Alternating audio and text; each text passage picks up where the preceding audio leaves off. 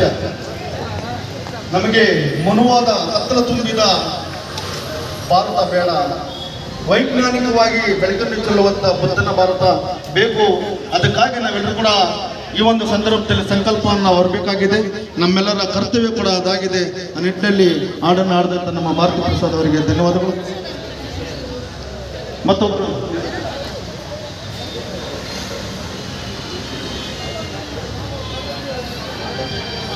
ಬಂಧುಗಳೇ, ಪ್ರಪಂಚದಲ್ಲಿ ಕೋಟ್ಯಾಂತರ ಜನ ಹುಡ್ತಾರೆ, ಹಾಗೆ ಸಾಯ್ತಾರೆ. ಮಹಾಮಾನವತಾವಾದಿಗಳಿಗೆ ಹುಟ್ಟಿದೆ ಹೊರತು ಸಾವು ಇನ್ನೆಂದಿಗೂ ಇಲ್ಲ. ಆ ಮಹಾನ್